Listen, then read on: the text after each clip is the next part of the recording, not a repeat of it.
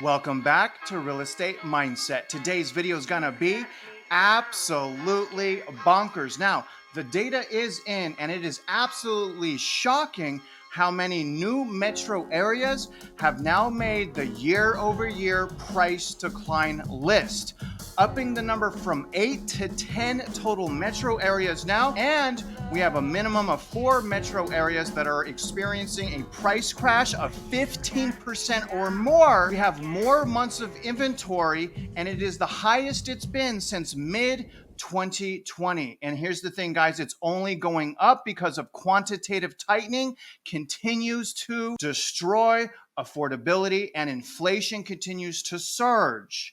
All recipes for a disaster in the housing market. So I'm going to quickly go over with you guys many trends that are happening right now that are going to be absolutely devastating to our housing market. But please, guys, before I continue, understand I'm not your financial advisor. This is just my personal YouTube channel, even though my bio is as a realtor, loan officer, and instructor in all things real estate in Texas. So please, guys, like this video, subscribe if you haven't already, and don't leave me hanging. Shoot me a comment below. Let's get started now. Now, the first 3 points that I really want to look at, guys, is sales going down, unaffordability going up, and inventory going up. So here's the first chart I want us to look at. And really what I want to point out is right here, basically showing that sales are down year over year, 35.2%. Now, what's really interesting about this, guys, is 71% of sellers buy a new property. So if there are less people selling their house, there's going to be automatically less demand because 71% of those people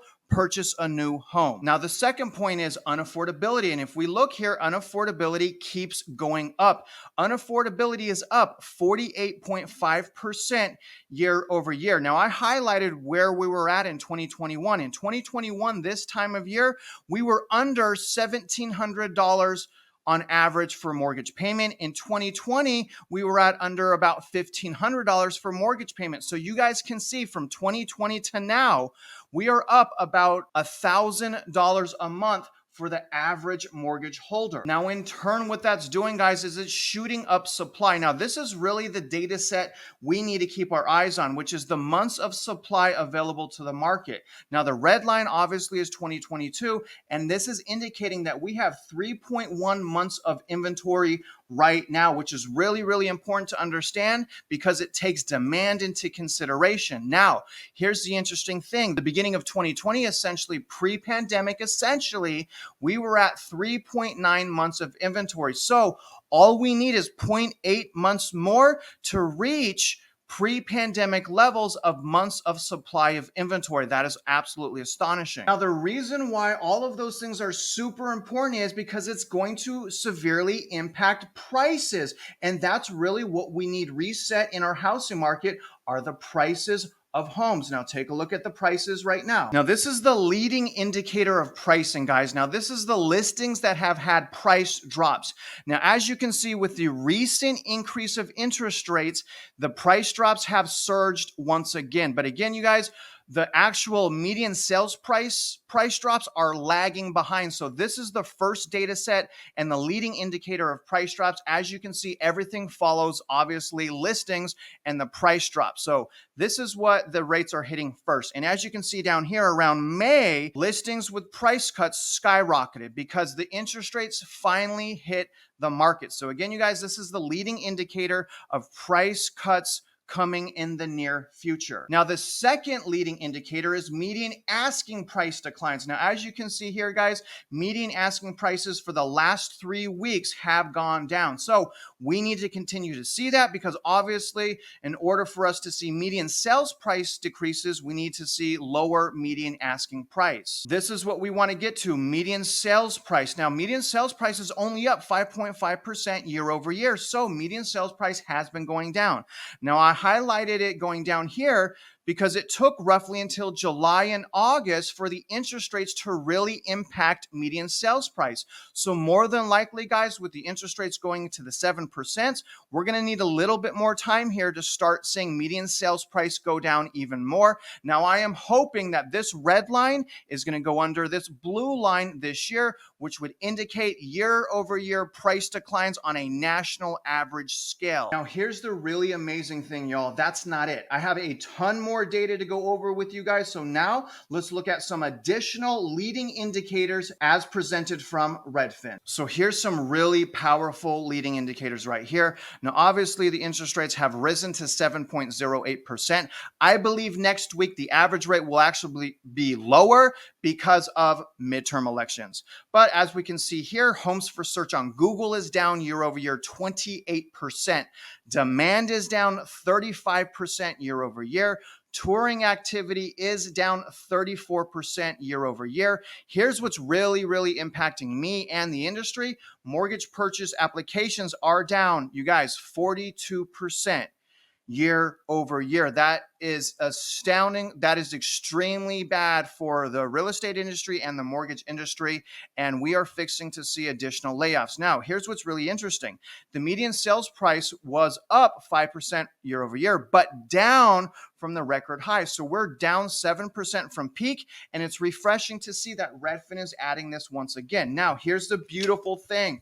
We have additional cities on the year over year price decline list. Okay, so let's start. San Francisco's on the list at 3% down. A new city, Lake County, Illinois, down 2%. Oakland down 1%, San Jose down, Philadelphia, and a new metro area of Frederick. So that is a beautiful thing, guys. We now have 10 total metro areas that have made this list. Now, what's not on this list is New Orleans, Buffalo, Honolulu, and Albany, Georgia. Those were on this list and no longer on this list, but we have had 10 metro areas with significant price decline from peak, and also such a strong price decline that they are now experiencing year over year price decline. Again, all signs that the housing market is transitioning back into a buyer's market. Thank goodness. But it's going to take a little while for things to get more affordable for the ill prepared, right? Let's continue. Now, again, year over year sales are down 35%. Now, as a result of plummeting sales and as a result of quantitative tightening, we are starting to see layoffs surge. Now, this is from an executive at a tech company who's quoted saying, "We are in the midst of a wave and the end is nowhere in sight." And this is regarding high-tech layoffs. Now, obviously, Twitter employees brace for massive layoffs as well as Elon Musk completes his acquisition of Twitter. So expect more layoffs to come from Twitter. But not only Twitter, Facebook managers are warning employees of impending layoffs. And I've heard crazy numbers from Facebook, up to 12,000 layoffs potentially coming from Facebook. So in other words, you guys, the really bad things are finally starting to happen. Unfortunately, it does have to happen like this for us to be a winner, which is kind of awful. But that's why I keep saying, don't get content right now. Double down on your preparation, because that's not the only bad things that are happening. We also have several metro areas that are experiencing 15% or more price decline from peak, starting with Austin. Now, as you guys can see here, this is median sales price, not median asking price. This is for Austin. Austin peaked at $574K. It is now down to $478K, which is a difference of $96,000 or 16.7%. And more than likely, guys, Austin is going to go down even more as we continue to go into the dark months of real estate. But not only is Austin down, Oakland is down over 16% as well, which peaked at 1.095 million, dropped down to 917,000, which is a difference of 178K or 16.2% decline in Oakland. And then we have lovely San Jose, which peaked at 1.625 million. It is now down to 1.355 million, which is a drop of $270,000. Huge drop in San Jose, which represents 16.6%. Take a look at Albany. I need to do more research on Albany because Albany is going absolutely crazy. This is median sales price. It peaked at about 220K. It is now down to 104K, which represents, hold on to something, guys, it represents a decline in median sales price average, okay, 52.7%. So what does all this mean? It means that I might have to rent for a little longer. I hope I don't have to rent for a little longer because I'm purchasing my primary residence. I'm trying to find something that I absolutely love at an absolutely great deal. In conclusion, I believe 2023 will be the darkest year in the history of the US housing market. Now, solely from a price decline aspect, I think the Fed wants to cut the equity out from underneath us. I think we need that, and I think it's going to happen. And so I suspect a bigger price crash versus 2008. And mind you, I didn't say foreclosure. I didn't say unemployment or financial destruction specifically. Price crash. And so the longer we wait and better prepared we are, the more likely we will become winners. But you guys remember, do not be content. Do not get comfortable. Double down on your preparation. Stay ahead of the unaffordability because change is right around the corner, and so are deals of our lifetimes. Now, you guys, other than that, I really hope you guys got some insight, some value, and perspective from today's video. And if you're out there investing in real estate, I wish you luck. And I hope you win.